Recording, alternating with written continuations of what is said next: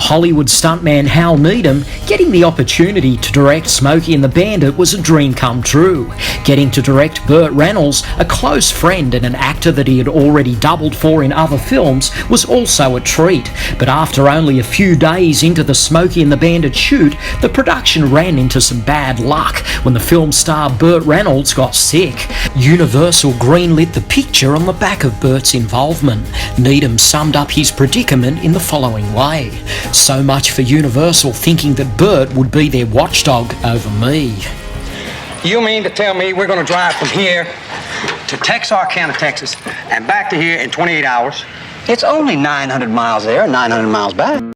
You're watching Pick of the Flicks with Tony Douglas, and welcome to Hollywood Backstory, our exclusive web series where we step behind the red curtain to unravel some amazing tales from a time gone by. In today's episode, we bring you part 2 of our Smokey and the Bandit backstory. Sometimes when things don't go according to plan, you just have to work around it, and that's exactly what Hal Needham did when Burt got sick. Needham rearranged the shooting schedule, and Burt, being the professional that he is, still turned up and did his best. As Needham put it, Burt would suck it up and work for 4 to 5 hours a day. Yes, Burt just hung in there and worked when he could. The schedule was changed daily according to how Burt felt. After this initial hiccup, the production got back on track and everything panned out well.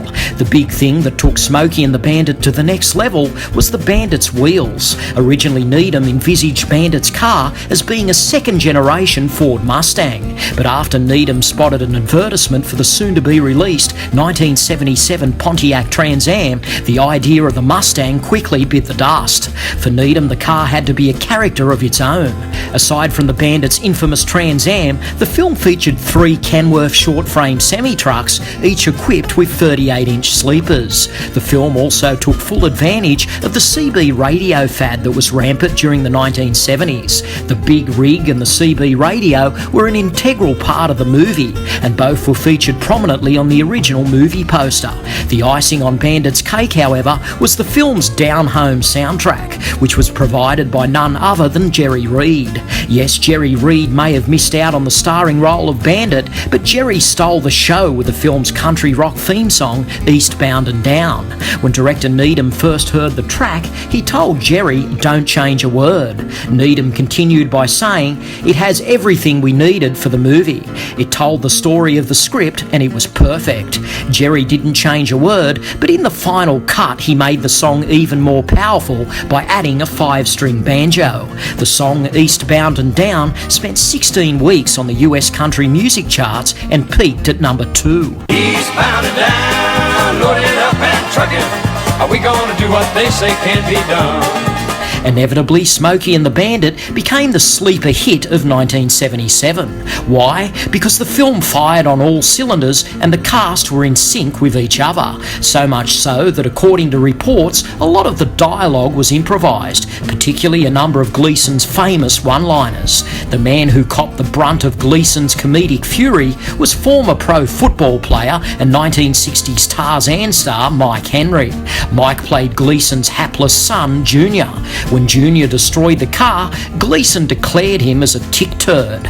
And on another occasion of Junior's stupidity, Gleason said, "No way that you could come from my loins." But that wasn't all. The infamous toilet paper scene was also Gleason's idea. Yes, Smokey and the Bandit had the benefit of a comedic master at work. It was no wonder that Gleason stuck around for 2 more films. Smokey and the Bandit grossed over $126 million in the United States and went on to clock up a worldwide take of over $300 million. The film received positive to mixed reviews from critics, but audiences everywhere loved it. Heck, the film was also nominated for an Academy Award for Best Film Editing. In fact, I was once told by a cinema projectionist that when he screened the film at a drive-in theatre, cars were lined up outside the venue for over 3 hours before start time. This is an excellent example of the impact that this small-budget film had on an audience. In 1980, Hal Needham recruited Reynolds & Co. for the highly anticipated sequel, Smokey and the Bandit 2. known in some parts of the world as Smokey and the Bandit Ride Again. Despite having a much bigger budget and showcasing more stunts and crashes than ever before, some of the original magic was lost. Nevertheless, the film still made a huge profit. Director Needham was often asked the question, how many cars did you wreck on the Smokey films? His answer was about 25 cars in the first film and about 70 on Smokey 2. That says it all. In 1983, a third film titled Smokey and the Bandit 3 hit theatres with Jerry Reed as the Bandit and with Gleason still in hot pursuit.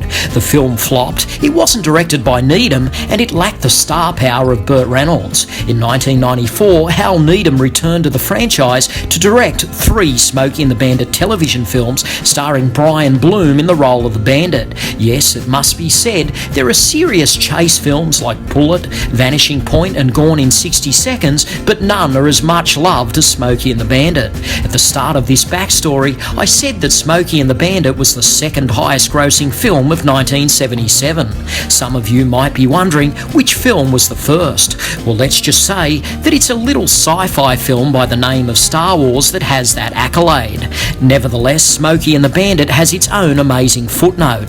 Word is, legendary filmmaker Alfred Hitchcock once stated that Smokey and the Bandit was his favourite guilty pleasure. This was confirmed later when Hitchcock's daughter was asked to name her father's favourite movie. Her immediate answer was Smokey and the Bandit. For the record, it was also one of the last films that Hitchcock screened in his personal office. Well, that concludes our backstory episode on Smokey and the Bandit. Time now for you to have your say. Have you seen Smokey and the Bandit? If so, what do you think of the movie? Better still, why not share with us some of your happy memories watching this film?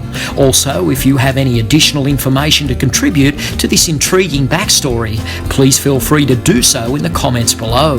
For more Hollywood backstories on your favourite movies, be sure to subscribe to this channel. Until next time, this is Tony Douglas, talking movies for Pick of the Flicks. Thanks for watching, and I'll catch you later.